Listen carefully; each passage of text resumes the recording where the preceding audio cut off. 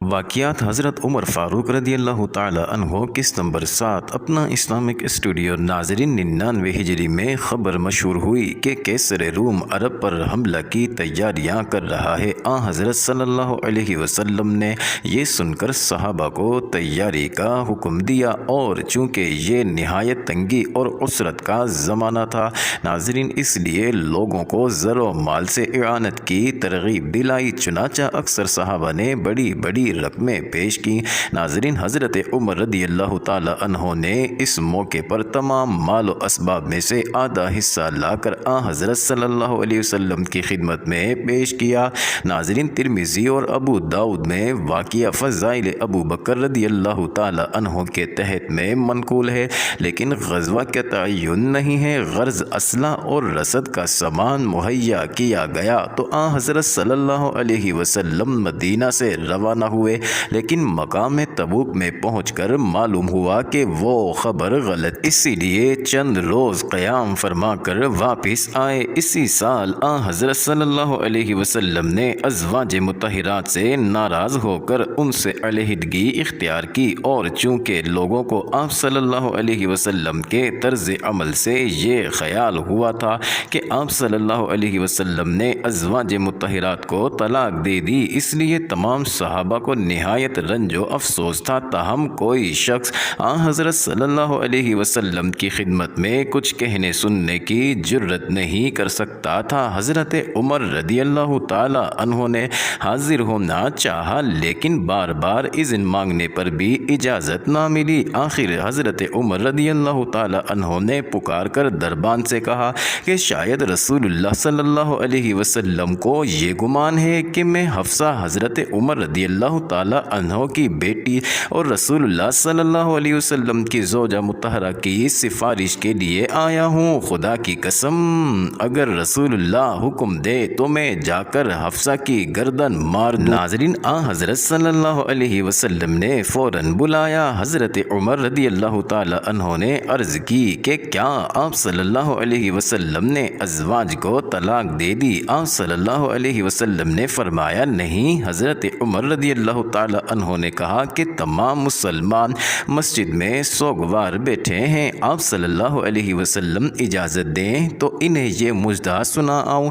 ناظرین اس واقعے سے حضرت عمر رضی اللہ تعالی عنہ کے تقرب کا اندازہ ہو سکتا ہے، چنانچہ حضرت ام سلمہ رضی اللہ تعالی عنہا نے انہی واقعات کے سلسلے میں ایک موقع پر کہا کہ عمر تم ہر چیز میں داخل ہو گئے، یہاں تک کہ اب ازواج کے معاملے میں بھی دخل دینا چاہتے ہو۔ ناظرین اب چلتے ہیں دوسری جانب۔ سن 10 ہجری 636 سن عیسوی میں اطراف عرب سے نہایت کثرت سے سفارتیں آئیں اور ہزاروں آدمی اسلام کے حلقے میں آئے۔ اسی سال حضرت صلی اللہ علیہ وسلم نے حج کے لیے مکہ معظمہ کا قصد کیا، اور یہ حج آپ صلی اللہ علیہ وسلم کی مبارک زندگی کا آخری حج تھا۔ ناظرین 11 ہجری ماہ سفر میں حضرت صلی اللہ علیہ وسلم نے رومیوں کے مقابلے کے لیے اسامہ بن زید رضی اللہ تعالی عنہ کو مامور کیا، اور تمام اکابر صحابہ کو حکم دیا کہ ان کے ساتھ جائیں۔ ناظرین لوگ تیار ہو چکے تھے کہ آخر سفر میں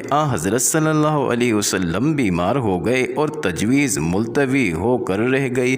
ناظرین حضرت صلی اللہ علیہ وسلم بروایت مشہور 133 دن بیمار رہے۔ بہقی نے سند صحیح ان کی تعداد 10 دن بیان کی ہے۔ ناظرین سلیمان تمیمی نے بھی مغازی میں یہی تعداد لکھی ہے۔ ناظرین بیماری کی حالت یکساں نہ تھی، کبھی بخار کی شدت ہو جاتی تھی اور کبھی اس قدر افاقہ ہو جاتا تھا کہ مسجد میں جا کر نماز ادا فرماتے تھے، یہاں تک کہ عین وفات ظاہری کے دن نماز فجر کے وقت طبیعت اس قدر بحال تھی کہ آپ صلی اللہ علیہ وسلم دروازے تک تشریف لائے اور پردہ اٹھا کر لوگوں کو نماز پڑھتے دیکھا، نہایت محظوظ ہوئے اور تبسم فرمایا۔ ناظرین بیماری کا بڑا مشہور واقعہ قرطاس کا واقعہ ہے، جس کی تفصیل یہ ہے کہ آپ صلی اللہ علیہ وسلم نے وفات ظاہری سے 3 روز پہلے قلم اور دوا طلب کیا اور فرمایا کہ میں تمہارے لیے ایسی چیز لکھوں گا کہ تم آئندہ گمراہ نہ ہوگے۔ غرض حضرت صلی اللہ علیہ وسلم اس واقعے کے بعد 4 دن زندہ رہے اور اس اثنا میں وقتاً فوقتاً بہت سی ہدایتیں اور وصیتیں فرمائیں۔ ناظرین، عین وفات کے دن آپ صلی اللہ علیہ وسلم کی حالت اس قدر سنبھل گئی تھی کہ لوگوں کو بالکل صحت کا گمان ہو گیا تھا، اور حضرت ابو بکر رضی اللہ تعالی عنہ اسی خیال سے اپنے گھر کو جو مدینہ منورہ سے 2 میل پر تھا واپس چلے گئے، لیکن حضرت عمر رضی اللہ تعالی عنہ وفات کے وقت تک موجود رہے۔ ناظرین، حضرت صلی اللہ علیہ وسلم نے 9 ربیع الاول سن 11 ہجری دوشنبہ کے دن دوپہر کے وقت حضرت عائشہ رضی اللہ تعالی عنہا کے گھر میں انتقال ظاہری فرمایا۔ ناظرین، سے شنبہ کو دوپہر ڈھلنے پر مدفن مبارک میں تشریف لے گئے۔ جماعت صحابہ کو آپ صلی اللہ علیہ وسلم کے وصال ظاہری سے جو صدمہ ہوا، اس کا اندازہ کون کر سکتا ہے؟ ناظرین، عام روایت ہے کہ حضرت عمر رضی اللہ تعالی عنہ اس قدر خود رفتہ ہوئے کہ مسجد نبوی میں جا کر اعلان کیا کہ جو شخص یہ کہے گا کہ حضرت صلی اللہ علیہ وسلم نے وفات پائی، اس کو قتل کر دوں گا۔ ناظرین، اب چلتے ہیں دوسری جانب سقیفہ بنی سعدہ۔ حضرت ابو بکر رضی اللہ تعالی عنہ کی خلافت اور حضرت عمر رضی اللہ تعالی عنہ کا اختلاف۔ اپنا اسلامک اسٹوڈیو کے ناظرین، اب چلتے ہیں مختصر علمی بحث کی جانب۔ نمبر 1، سوال خلافت کا معاملہ حضرت عمر رضی اللہ تعالی عنہ وغیرہ نے چھیڑا تھا؟ نمبر 2، کیا یہ لوگ خود اپنی خواہش سے سقیفہ بنی سعدہ میں گئے تھے؟ نمبر 3، کیا حضرت علی رضی اللہ تعالی عنہ اور بنو ہاشم خلافت کی فکر سے بالکل فارغ تھے؟ نمبر 4، ایسی حالت میں جو کچھ حضرت عمر رضی اللہ تعالی عنہ وغیرہ نے کیا وہ کرنا چاہیے تھا یا نہیں؟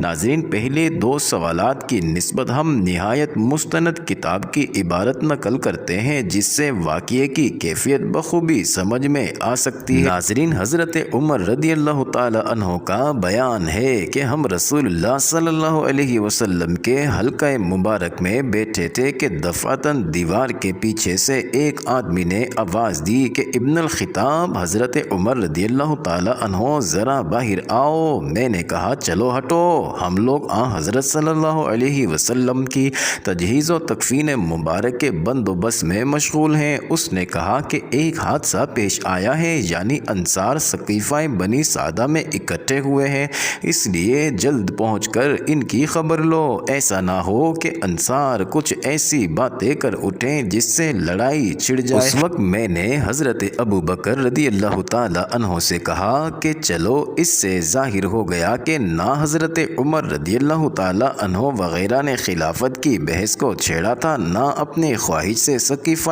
بنی سعدہ کو جانا چاہتے تھے۔ تیسری بحث کی کیفیت یہ ہے کہ اس وقت جماعت صحابہ 3 گروہ میں تقسیم کی جا سکتی تھی۔ نمبر 1، بنو ہاشم، جس میں حضرت علی رضی اللہ تعالی عنہ شامل تھے۔ نمبر 2، مہاجرین کے رئیس و افسر حضرت ابو بکر رضی اللہ تعالی عنہ وغیرہ تھے۔ ناظرین، نمبر 3، انصار، جن کے شیخ القبیلہ سعد بن عبادہ تھے۔ ان تینوں میں سے ایک گروہ بھی خلافت کے خیال سے خالی نہ تھا۔ انصار نے اپنا ارادہ ظاہر کر دیا تھا۔ ناظرین، بنو ہاشم کے خیالات ذیل کی روایت سے معلوم ہوں گے۔ ناظرین، حضرت صلی اللہ علیہ وسلم کے وفات ظاہری کے دن حضرت علی رضی اللہ تعالی عنہ مکان سے باہر نکلے۔ لوگوں نے ان سے پوچھا کہ رسول اللہ صلی اللہ علیہ وسلم کا مزاج کیسا ہے؟ چونکہ حضرت صلی اللہ علیہ وسلم کی ظاہری حالت بالکل سنبھل گئی تھی۔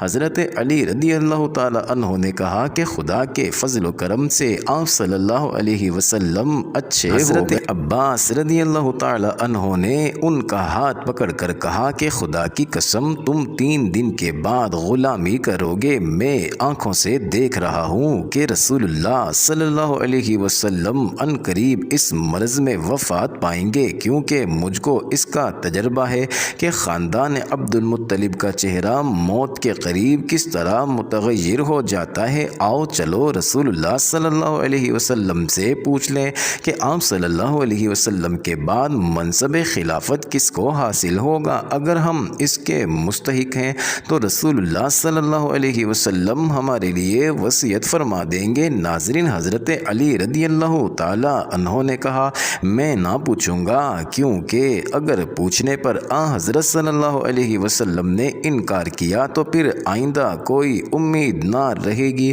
ناظرین، اس روایت سے حضرت عباس رضی اللہ تعالی عنہ کا خیال تو صاف معلوم ہوتا ہے۔ حضرت علی رضی اللہ تعالی عنہ کو حضرت صلی اللہ علیہ وسلم کی وفات کا اس وقت تک یقین نہ تھا، اس لیے انہوں نے کوئی تحریک کرنا مناسب نہیں سمجھا۔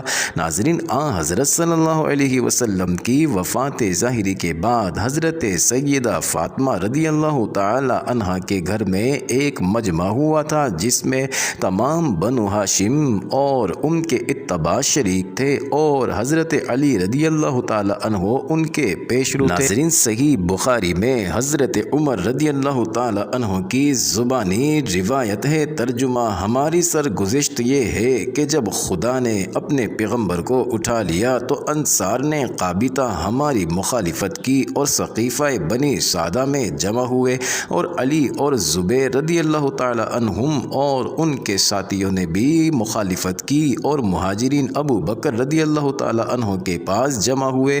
ناظرین، ابھی یہ معاملہ چل ہی رہے تھے کہ ایک اور خبر آ گئی۔